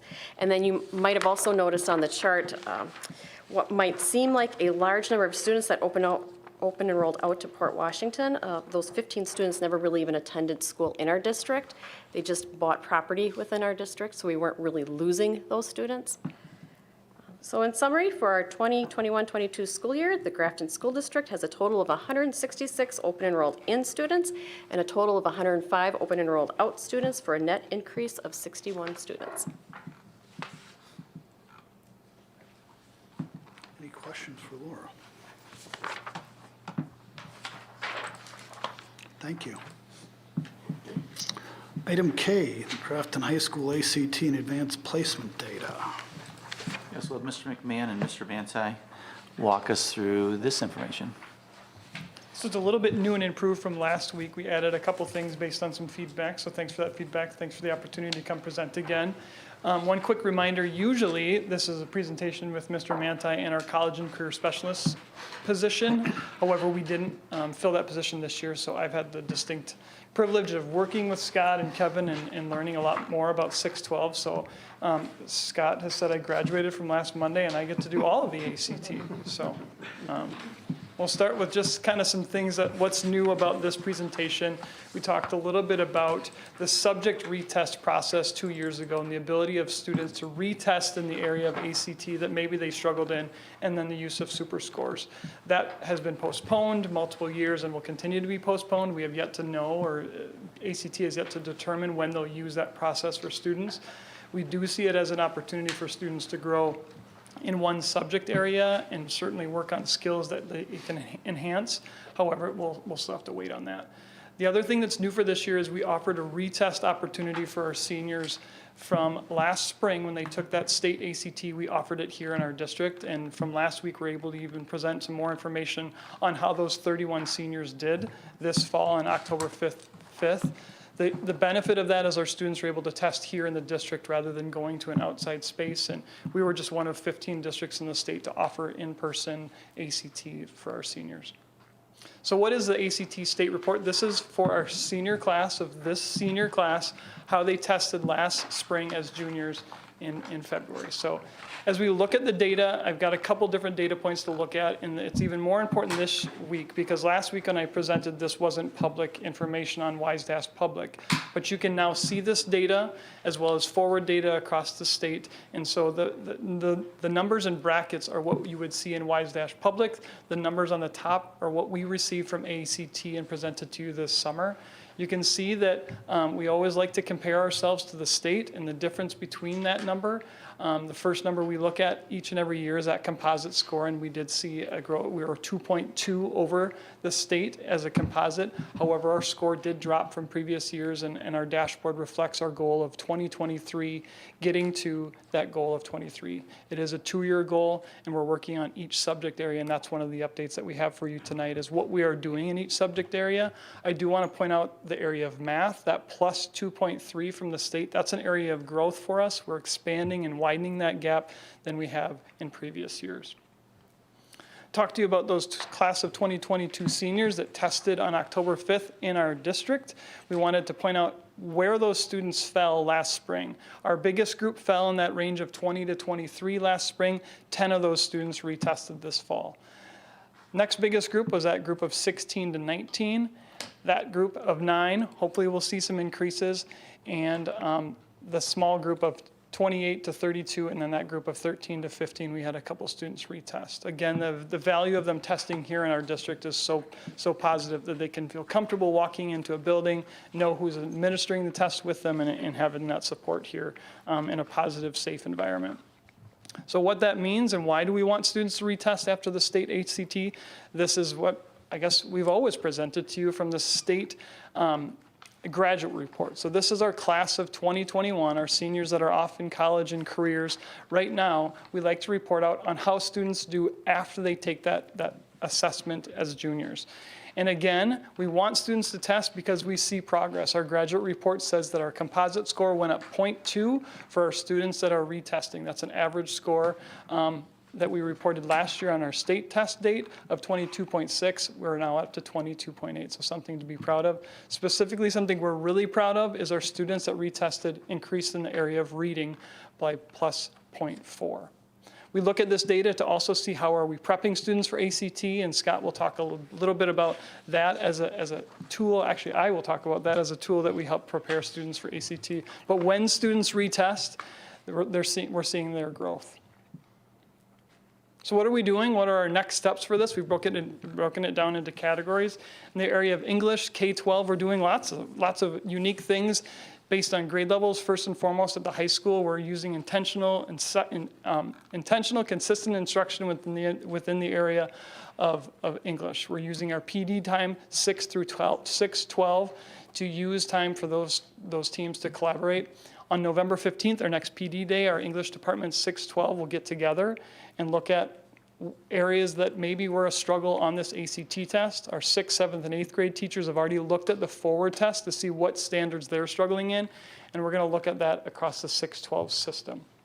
Our high school departments are already starting to use the tool of Quill to work on our writing and the progress that students can make within our scope and sequence of patterns of power and grammar that was presented to you as a new course last year. At an elementary level, we're in year 2 of the test prep unit within Lucy Calkins' units of study, and our PD time has been intentionally driven by our forward assessments. And comparing our common formative assessments that you've heard a lot about in our district of students testing here and doing really well on a specific standard, we're then comparing that to the forward test to see how are they doing. And when we see gaps, why?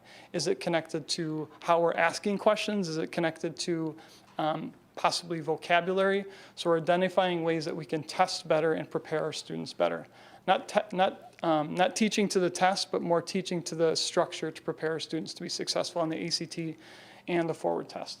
In the area of reading, this is a focus for us, using the deep unit plan process to drive home what is important and what is essential. And we'll be looking at this as a K-5 system in the area of phonics, grammar, and writing. They've done a lot of PD both in September and October on that. And then as a high school, looking as a 6-12 system on upcoming PD days on November and December. Our 6-12 teams will be looking at reading and literacy as a group. Our elementary teams continue to work on their deep unit plans and fine-tune their assessments through the team analysis common assessment. That is linked in 2 slides as a 100-day plan action that you can kind of look through. In math, we're really excited about the work that we've done in Bridges over the last 4 years. We're excited to show that progress for you in the next couple of months here. Our teams are now looking at the assessments that we're giving in Bridges to make sure they align with forward and prepare our students with ACT. Are we timing those tests to prepare them for a timed test like ACT? We're in year 2 of illustrative math, or IM, at 6-12. We've been working with Sarah Braum from the Math Institute of Wisconsin to come in and give teachers feedback. We just finished our 2nd coaching cycle with her at the high school here. And then in science, we're really excited to start Project Lead the Way at the elementary. We're getting into classrooms to see how that implementation is going, and we're implementing some of those units in elementary this year. How do we do this work? We do it from the 100-day plans. You've been hearing about the 100-day plans for years. Those have not gone away. They're our structure to drive home some of this improvement process. At the high school, they're really digging into Tier 2 and the Blackhawk time, really thinking about how we're utilizing that. Scott has done an amazing job of getting our teachers data on how they're preparing students and what students they're selecting. So they looked at that data in in October, and they'll look at it again in November on who is being impacted by that Blackhawk time. They're also utilizing a PLC structure in that common planning time that teachers can look at data and common assessments across course-alike teams. Similarly at John Long, they're also using the PLC structure and looking at course-alike teams to look at specific data and how we can push students. John Long is also pushing on their SOAR structures in Tier 2. One thing we heard from teachers last year, they didn't have the opportunity to bring kids together because of cohorting, but they've been really excited about what they can do with SOAR, ROAR, and our Blackhawk time. Our elementary team continues to push forward some of their work through deep unit planning and really focusing on our students that need extra support in reading instruction. Those are all the things that we believe strongly in that will help support and push our ACT scores and get our that goal of 23 in spring of 2023. It doesn't just happen at the elementary school, middle school, or high school. It's across the whole system.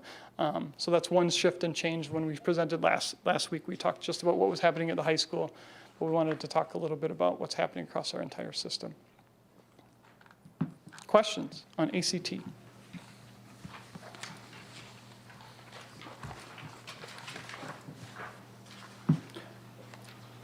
No questions again. This is a presentation that was made at the curriculum committee, so press on. Turn it over to Scott for AP. Maybe next year I can do this one too. Sure, yeah. Whatever you like, Michael. Good evening, everyone. It's my job to present to you just a very brief update on the Grafton High School Advanced Placement Program. We provided this information at the Curriculum Committee meeting as well. Just a quick reminder for those at home, what is our Advanced Placement Program? Our AP program offers college-level courses and exams that students can take while they are here at Grafton High School. It fits in well with the overall district dashboard goal of having 100% of our students complete a post-secondary experience prior to leaving GHS. Some of the advantages are earning college credit while at GHS, earning advanced standing in their post-secondary choice, saving money and time, and then also standing out to different colleges. So we believe strongly in our AP program. The one piece of data that we want to share with everyone this evening would be an overall snapshot of our program. You can see a 5-year trend. We have increased our number of total AP students from 223 students to over 300 students taking advanced placement exams. We've increased our number of exams from 468 to 691. The reason that we have 691 highlighted is that's the highest number of AP exams that we have ever given at Grafton High School within one AP period. So we're super proud of that. We also have more students earning a score of 3+. And then one area that we talked about with the curriculum committee is focusing on, now really looking at our overall achievement. We dropped a little bit in terms of our percentage of students earning a 3 or better, down to 71%. We want to look at bringing this and increasing this number. And that number is impacted by students taking one exam and most likely not earning a 3 or better on that exam. So that's why that number really is reflects those students that are taking one exam and not earning that passing score.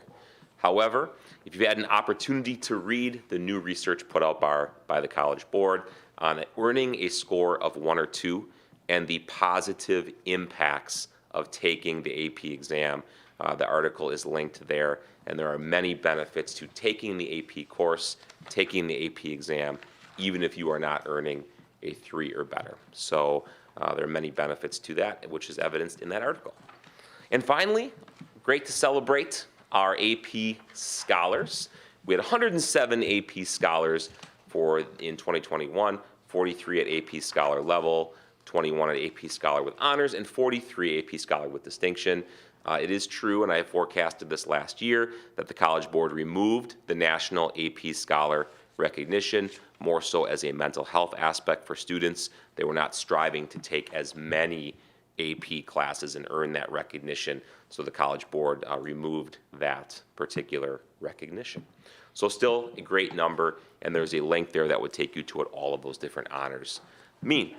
So overall, great growth, continued growth within our AP program. We think we have the right courses in place. We have a really sound structure, and now we need to work on continuing to improve that achievement on a course-by-course basis, seeing more of our students earn 3 or better and taking that collegiate credit forward. So, any questions on AP? Is there any comparable data that would just show that other districts may possibly have had a dip in 3 or plus scores because of obviously the learning environment last year? Yep. I have not seen anything locally yet that would indicate that. There's been a lot of information recently with the release of the ACT data that would show that we were consistently in terms of a decline overall. I haven't seen the overall AP information, especially locally, with other districts.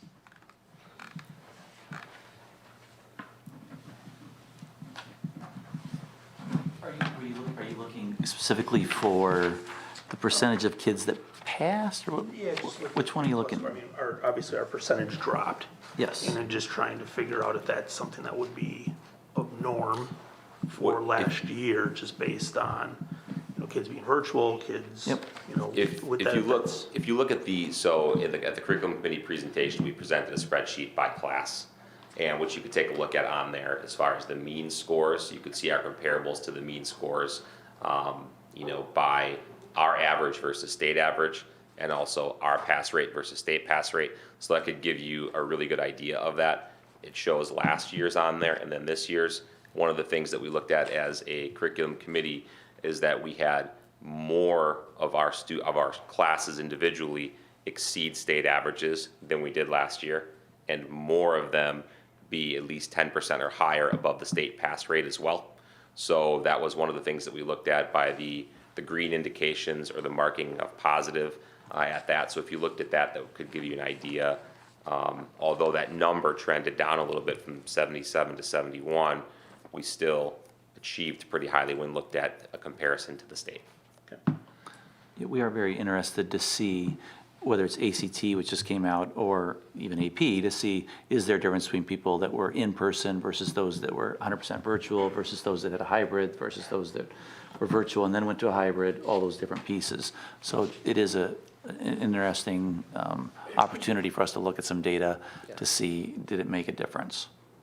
What we don't know with ACT is, were those kids just like rock stars before they got to junior year, and were they supposed to get even higher? Because ours dropped, but we knew this class wasn't as strong academically as last year's class. So there is some data that we wouldn't know, but it will be interesting to do some comparisons that we've talked about internally. Good. And we can get that to the board. Any additional questions? Seeing none. Thank you, Scott, and congratulations on the continued progress of AP throughout the district. Great job.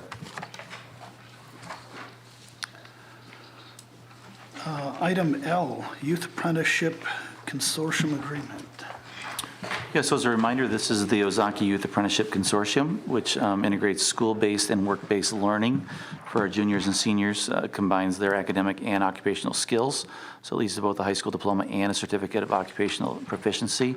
So we talk, we're hearing us talk about ACT, we're hearing us talk about AP. We also have our consortium in place where it's a 1- and 2-year apprenticeship to allow students who plan to enter the workforce directly from high school, maybe those who want to enter a registered apprenticeship or who plan to enroll in a technical college or university in an occupationally related degree program. So as the invoice says, that it reflects, it's $500 per student with a maximum of $4,000 per year. That fee covers the supervision on the job site, training for students, and if there's a class or fee required. Right now we have a total of 19 students enrolled in the program. There's an additional 6 students that still need to be placed. So the more students we have, basically the better the value is for us. But we have a number of students who see great value in this, and so we would ask for board approval for this year's contract. A motion to approve the Ozaki Youth Apprenticeship Agreement as presented. So moved. Second.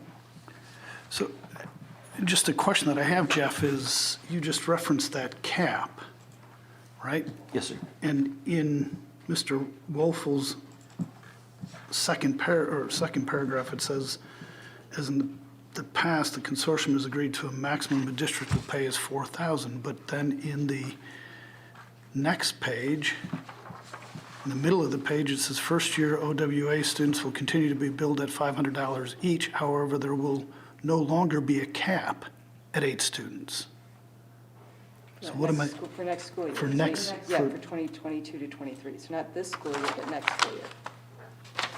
This one talks about this school year. Okay. And then the next one talks about next So which school one year. are we approving? The 2021, 2022, right? Correct. And next year, when that goes into place, we would pay 19 times 500? Is that the way it would work? We don't know if there's a cap. It doesn't say that, they say there'll only be a cap at 8 students, which gives you that $4,000, but it's also the $250 is that OYA, which is the second, okay. as well. So it's almost like set up when we say, you pay this much for a sport, but as a family we'll max it out this much. If you don't hit that maximum, you might be paying more for a sport than someone else who maxed out as a family. Okay. Yep, That makes sense? It does. Okay, all those in favor of the motion, aye. Aye. Opposed, and it passes. All right, M, N, O, and P. I'll turn this over to you, Steve. Right? Great. Or Steve or Jeff, who's taking this? Mr. Nada does a good job running this meeting. I will take this, and then I'll let you offer the motion. So, agenda item M, two policies that we are looking for a first read only approval, and then we will bring this back in November for a second vote. So it's policy 5500.01, conduct in virtual classroom, and policy 6152.01, waiver of school fees or fines. Okay, then I entertain a motion to approve the first reading of the two policies as presented. So moved. Is there any discussion regarding the first reading of policy 5500.01 and 6152.01? Hearing none, all those in favor of the motion, aye. Aye. Opposed? And the first reading passes. All right, so Carol, we're okay for N to do 1, 2, 3, and 4 all at the same time, or do you want them all done? Okay. All right, so agenda item N are first reads and approvals, as there are only 4 content revisions. Item number 1, Neola update 30.2. There's a total of 30 policies listed, but there's 36 total policies, as there's some that have multiple for the same category. Item number 2, Neola update 30.2, non-discrimination and anti-harassment. There's a total of 7 items listed, but there's a total of 15 policies. And then item number 3, policy 5113, open enrollment program. And then item number 4, policy 8660, transportation by private vehicle. So these would all be for a first and final approval. Okay. Then I would entertain a motion regarding the first reading and approval of the policies presented. So moved. Second. Is there any discussion regarding the first reading and approval of those policies? Hearing none, all those in favor of the motion, aye. Aye. Opposed? And that for those approvals pass. Okay. Item O, deletion of the policies. Yes, 4 policies, policy 0144.2, board member ethics, policy 0174.2, school performance report, policy 3170, substance abuse, and policy 4170, substance abuse, all for deletion out of the policies. Entertain a motion regarding the deletion of those 4 policies as presented. So moved. Second. Is there any discussion? All those in favor of the motion, aye. Aye. Those policies have been deleted. And item P, notification of technical corrections in Neola update 30.2, approved by the superintendent. Yes, 35 policies that Jeff has the authorization to make the technical corrections. So those would be for a first read and approval. I'm sorry, the board doesn't actually approve those. You don't have to approve those. So it's informational only. Okay. We reviewed at the policy committee. Yes. So the board was aware, but That's right. We've given authority to you to make those for technical only corrections technical revisions, that they're technical as only. warranted. Correct. Okay. So that brings us up to date on our policies. It does. And for those following along here this evening or elsewhere, I mean, Neola has been an excellent tool for us to ensure that we, through them, stay on top of and are apprised of changes as necessary regarding the multitude of policies that are out there. I want to thank the work of the administration first for working through those changes each time they come up and come around, and then the policy committee for ensuring that the policies are consistent with the goals and objectives and the values of our district. So there's a body that's out there helping us, but there's 2 bodies taking a look to ensure that they are appropriate for Grafton. So I want to thank administration and the policy committee for their work. Not an easy task. Item Q, student overnight trip requests. Yes, we have a trip here for the WACPC Dance Leadership Conference. It's an optional thing for the Grafton dance team, and there are 3 girls that would like to attend that along with their coach. It's on 11/12 through 11/14. So it's a leadership conference that also is techniques and strategies for the students. And so we would ask for approval by the board. Motion to approve. So moved. Any discussion? Hearing none, all those in favor of the motion, aye. Aye. Opposed, and it passes. Enhancing our future donations. Yes, we have 2 donations for board approval for our Enhancing Our Future. We have Jim and Kathy Keogh at donation level of Blackhawk and donation amount of $1,000, and Leonard and Mary Petroyak family at the donation level of Blackhawk and the amount of $2,000. Motion to approve the donations as presented. So moved. Any discussion? All those in favor of the motion, aye. Aye. Opposed? And it passes with our continued thanks for these donors. Item S, gift report. So we have 2 gift reports that we'd ask the board to approve per board policy of anything over $250. Port Washington State Bank via the Grafton Chamber of Commerce. So Pam King, a great advocate for our district, and continues to help our students get real-life learning opportunities. So this is something where our students in 8th grade are going to be creating cornhole game units for the chamber, and Port Washington State Bank is donating the money to be able to support the materials needed. It was something that we talked about last year. Plywood shot through the roof, so it became something that wasn't a project that would be affordable. So now she's worked with Port Washington State Bank and Morgan over at John Long to help get our students with this great opportunity. And then also we have a donor of Rick Seibold, who is donating to the Grafton High School and John Long Middle School bands to hire Eric Sperry, who's a local professional trumpet player, to provide master classes for each school band 2 mornings this fall. So this is a restricted gift for the high school and John Long Middle School music programs. All right, I entertain a motion to accept those gifts as presented. So moved. Second. Any discussion? Hearing none, all those in favor of the motion, aye. Aye. Opposed, and it passes. Rick, thank you very much, as well as thank you to Port Washington State Bank for pitching in when the time is needed and plywood is way up there. All right, item T, schedule for December board meeting. Yes, looking ahead to December, our board meeting is scheduled for December 27th, which may cause a conflict for some people. And so we're looking ahead to say, is there a different date that would work better for the board? If we move it back 1 week to December 20th, would that work? If we'd want to move it back 2 weeks to December 13th, but trying to move it right after the Christmas holiday, to move it back where we'd be on winter break at that time as a district and wouldn't be the best for everyone probably. Any thoughts? I'm fine with the 20th. I can do the 20th. Yeah. 20th works. 20th works. Okay, then we will publicize that. We'll Get your change that. shopping done early.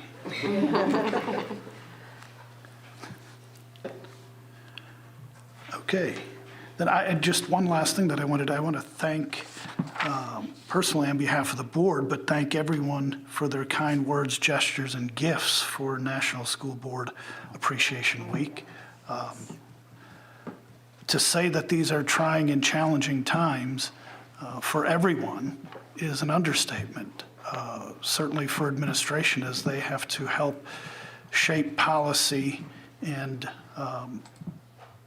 guidance for us to consider as it relates to student health and well-being, as it relates to the best educational opportunities. That's much appreciated. But then to each of the board members as well, as you weigh those policies, those recommendations, those thoughts, and gauge them in light of your own considerations, and then in light of the considerations that you hear and have heard regularly. It's not an easy task right now, and being at this for 20 years, it's something that I've never had to do. No one had to do this.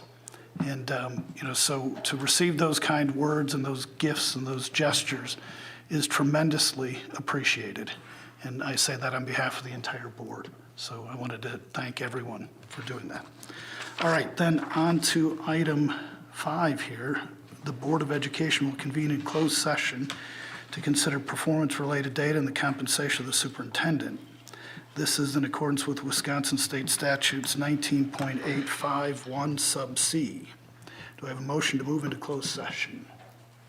So moved. Like a second. Take a voice vote. How do you vote? Sean? Yes. Joe? Yes. Yes. Yes. Yes. And yes. Thank you.